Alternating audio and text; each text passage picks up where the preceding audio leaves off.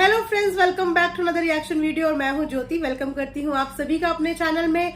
और वीडियो शुरू करने से पहले आप सबको जन्माष्टमी की बहुत बहुत शुभकामनाएं। श्री कृष्ण आप सबके परिवार पे अपनी अपनी कृपा दृष्टि बनाए रखे। तो इसी के साथ आज का रिएक्शन शुरू करते हैं। जैसे कि आप सबको पता ही है कि पिछले 2-3 दिन से बहुत सारी चीजों के बारे में बातचीत हो रही है और मैं भी आप सबके थॉट को नजर में रखते हुए आप सबके लिए वीडियोस बना रही हूँ और अपना पॉइंट ऑफ व्यू शेयर कर रही हूँ। और साथ ही साथ आप सबके कमेंट सेक्शन में जितने भी व्यूज आते हैं, आप जितने भी अपने पॉइंट ऑफ व्यू शेयर करते हो, वो सब कुछ मैं रीड करती हूँ। तो बहुत अच्छा लगा कि इस 2 दिन की जर्नी में आप सब लोगों ने बढ़ चढ़ के हिस्सा लिया। आप सब ने अपना इतना प्यार दिखाया, उसका रिजल्ट आप सब लोगों के सामने है। सो दोस्तों, जैसे कि आपने आज के व्लॉग में देखा कि किस तरीके से लखन भैया अपनी फैमिली के साथ व्लॉग करते हुए नजर आए। लखन भैया ही नहीं, फैमिली के हर एक सदस्य अपनी व्लॉगिंग में हम सबको यही मैसेज देते हुए नजर आए कि फैमिली में अब थोड़ी थोड़ी चीजें बेहतरी की तरफ जा रही हैं। बहुत जल्दी से तो देखो, एकदम से तो मैजिकल कोई भी स्टिक नहीं होती कि जादू की छड़ी घुमाई और चीजें एकदम सही हो गई। लेकिन यह सोशल प्लेटफॉर्म से इन चीजों को खत्म करने के लिए फैमिली ने इनिशिएटिव लिया है। फैमिली के हर मेंबर ने इनिशिएटिव लिया है, जो कि देखने में काफी अच्छा लग रहा है। और जितने भी लखनीत फैंस हैं, जितने भी रावत फैमिली के फैंस हैं, उनके दिल में थोड़ा सा सुकून आ गया है। क्योंकि पिछले 2 दिन से जनता ऐसे डिवाइड हो गई थी कि आपस में ये तक भूल गए थे कि बात हम लोग एक ही परिवार के सदस्य की कर रहे हैं। कुछ लोग भम्मू माँ की साइड थे, कुछ लोग लखनीत की साइड थे और सब एक दूसरे से बिल्कुल दुश्मन की तरह आमने सामने की टक्कर में लगे हुए थे। खैर, ये सब फैंस का प्यार था उनके लिए, जिन्हें फैमिली इस तरीके से बिखरी हुई बिल्कुल भी पसंद नहीं आ रही थी। कुछ लोग मंदिर में जाके भगवान के आगे प्रार्थना कर रहे थे, कुछ लोग दीपक जला रहे थे। मैंने लिटरली जब कमेंट्स पढ़े ना लोगों के, तो मुझे लगा कि वाओ यार, मतलब इसे कहते हैं एक ट्रू फैन फॉलोइंग। एक क्रिएटर के लिए ना इससे बड़ी एप्रिसिएशन पूरी जिंदगी में नहीं हो सकती कि कोई फैन उनके लिए भगवान के आगे हाथ जोड़ के दुआएं मांग रहा है। तो दोस्तों, बहुत सारे लोग वहां पे ये बात भी बोल रहे हैं कि ये सारा फैमिली ड्रामा कंटेंट के लिए क्रिएट किया गया है।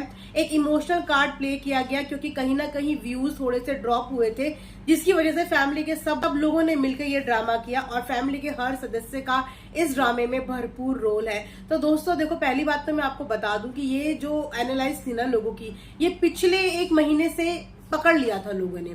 पिछले 1 महीने से इन सब चीजों के बारे में बातचीत चल रही थी। तो अगर इस फैमिली को कंटेंट क्रिएट करना होता तो ये 1 महीने का इंतजार नहीं करते। जब लोगों को ये हवा लगी थी, वो उसी समय ये पूरा कंटेंट तैयार कर सकते थे। दूसरी बात की, लखनीत व्लॉग्स या लखनीत की किसी भी फैमिली मेंबर्स को मुझे नहीं लगता कोई भी फेक कंट्रोवर्सी क्रिएट करने की जरूरत है, क्योंकि इन लोगों को ऑडियंस का ऑलरेडी भरपूर प्यार मिलता है। अब आप ये सोचिए कि घर का एक नया सदस्य, छोटी बहू, उसे जैसे ही इंट्रोड्यूस किया गया तो प्यार मिलने में ऑडियंस का कुछ दिन भी नहीं लगे और इतनी जल्दी उसने अपने चैनल में इतनी ज्यादा ग्रोथ पाली। तो ये ग्रोथ किसकी बदौलत थी? ये ग्रोथ थी लखनीत फैंस की बदौलत। तो लखनीत के पास ऑलरेडी इतने प्यारे फैन फॉलोइंग है, तो लखनीत कभी भी फेक कंटेंट क्रिएट करके अपनी ऑडियंस को डिसअपॉइंट नहीं करेंगे, क्योंकि जितनी भी लखनीत की ऑडियंस है ना, वो उन लोगों के जेन्युइन रिश्तों की वजह से उनसे कनेक्ट हुई है। उनका जो फैमिली एटमॉस्फेयर है वो देख के उनसे कनेक्ट हुई है। उन लोगों के फैमिली में प्यार देख के इन्फ्लुएंस हुई है, इसीलिए उन्हें देखना पसंद करती है। तो अगर लखनीत ने इतनी सी भी ऊपर नीचे कर दिया, कुछ भी ऐसा फेक दिखाने की कोशिश करी, जैसे कि मैंने बोला, जनता जनार्दन, आप दुनिया में किसी भी चीज से छुप सकते हो, लेकिन दुनिया की नजरों से, जनता की नजरों से नहीं छुप सकते। जिस कंट्रोवर्सी को 1 महीने पहले ही जनता ने जज कर लिया था, वो कंट्रोवर्सी आज हुई ना, तो जनता को 1 मिनट नहीं लगता सामने वाले को परखने में और जज करने में। तो लखनीत कभी भी ऐसी गलती नहीं करेंगे जिसकी वजह से उनकी प्यारी प्यारी ऑडियंस उनसे रूठ जाए। उसके बाद, जैसा कि मैंने आप सबको बोला था कि रिश्तों में उतार चढ़ाव हमेशा आते हैं, लेकिन आपस में सॉल्व भी हो जाते हैं। लखनीत ने यहाँ पे ना, छोटा होने के बावजूद इतना बड़ा दिल दिखाया, जहाँ पे उसने अपनी वाइफ के ब्रेकडाउन में उसको सपोर्ट किया, उसको ये फील कराया कि दुनिया चाहे इधर की उधर हो जाए, चाहे पूरी दुनिया तेरे खिलाफ खड़ी हो जाए, लेकिन मैं हमेशा तेरे साथ रहूंगा। तो वहां से उन्होंने पहले अपनी वाइफ को बूस्ट किया, उसके मोराल को बूस्ट किया, वो जितनी डाउन हो गई थी उसको वापस से फॉर्म में लाए। उसके बाद उन्होंने वहां पे चीजें नहीं छोड़ी। कुछ लोग तो उनके कल के व्लॉग में तुरंत देखने के साथ ही जज करने लग गए थे कि जोरू का गुलाम।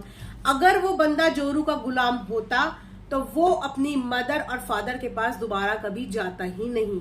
जिस दिन से उसको ये फील होता कि मेरी वाइफ की इंसल्ट की जा रही है, उस दिन से वो अपने घर मुड़ के जाता ही नहीं।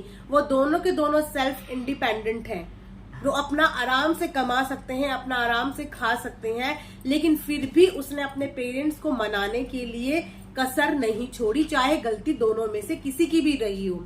छोटे अगर झुक भी जाए तो झुकने से वो कभी भी छोटे नहीं हो जाते हैं। इनफैक्ट आपका औहदा हमेशा बड़ा हो जाता है अगर आप झुक रहे हो अपने बड़ों के आगे। तो ये एक धप्पा उन सब लोगों के लिए भी है जिन्होंने लखन भैया को जोरू का गुलाम बोला था और ये बोला था कि देखो माँ को छोड़ दिया, बीवी को पकड़ लिया, बीवी के आगे माँ नहीं नजर आई, मल्टीपल बातें, मल्टीपल थॉट। तो गाइज एक समय पे हम सिर्फ एक ही चीज को हैंडल कर सकते हैं ना। अब हम एक ही इंसान हैं और एक ही जगह पे अवेलेबल हो सकते हैं। उन्होंने अपनी वाइफ को टाइम देने के बाद, इनफैक्ट अपनी हेल्थ के साथ, अपने माइंड के साथ डील करने के बावजूद अपने पेरेंट्स के पास जाके उनसे भी बात की होगी, उनका भी माइंड हल्का किया होगा, उनका भी दिल हल्का किया होगा, और उसका रिजल्ट आपके सामने है कि आज आपको क्यूटी पाए और अम्मू माता दोनों ही अपने बच्चे के ऊपर प्यार बरसाते हुए नजर आए। बस अब होप हमारी यही है, जिस तरीके से उन्होंने लखन भैया को पैम्पर किया, उसको ये फील कराया कि हमारे बीच में चाहे कितनी भी नाराजगी हो जाए, लेकिन माँ बाप बच्चों से कभी भी जुदा नहीं हो सकते, माँ बाप बच्चों से कभी भी अलग नहीं हो सकते। बस यही थोड़ी सी फीलिंग हम लोग नीतू के साथ भी देखना चाहते हैं कि क्योंकि उस लड़की ने भी इस पूरी कंट्रोवर्सी में बहुत ज्यादा सफर किया है और वो भी इस प्यार और इस इज्जत का हक रखती है। तो आई थिंक जब नीतू इनके सामने आएगी तो आपको भम्मू माँ और नीतू का और क्यूटी पाई का बॉन्ड फिर से देखने को मिलेगा। तो देखा आप सबकी पॉजिटिव वाइब्स में कितनी शक्ति थी।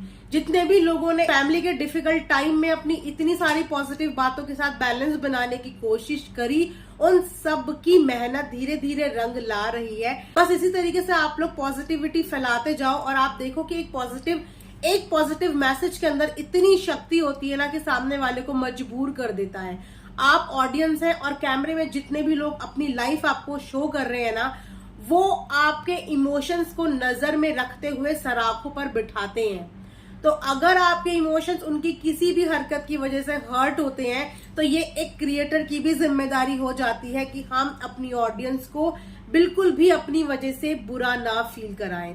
लखन भैया के जेस्चर में देखा ही होगा कि वो अपने हर कमेंट का बहुत प्यार से रिप्लाई करते हैं। मतलब एक ऐसा व्लॉगर जो इतना इजी बात करने के लिए, इतना इजी अवेलेबल हो अपनी ऑडियंस के साथ, अपनी ऑडियंस के कमेंट्स पढ़ता हो, अपनी ऑडियंस को कमेंट्स के रिप्लाई करता हो। आप मतलब 100 में कोई 4-5 ही व्लॉगर ऐसे होते हैं जो अपनी ऑडियंस के साथ इतने ज्यादा कनेक्टेड होते हैं। सो इनके इसी जेन्युइन व्लॉगिंग की वजह से मेरा भी थोड़ा सा सॉफ्ट कॉर्नर था फैमिली में, और बिखरी सी चीजें मुझे खुद भी अच्छी नहीं लग रही थी। और जैसे ही सब चीजें सेटल हो जाएंगी, हम लोग वापस से अपने नॉर्मल तीखे चटकते भटकते रिएक्शन में आ जाएंगे। तो कमेंट सेक्शन में जरूर बताइएगा कि आपको उनका आज का व्लॉग कैसा लगा। आप में से कितने लोग वापस से भम्मू माँ और नीतू को एक साथ हंसते गाते देखना चाहते हैं। तो यहीं पे मैं आज का रिएक्शन एंड करती हूँ। आई होप कि आप लोगों को पसंद आया होगा। पसंद आया हो तो चैनल को लाइक, शेयर एंड सब्सक्राइब जरूर करें। And thanks for watching earth mom Dehradun.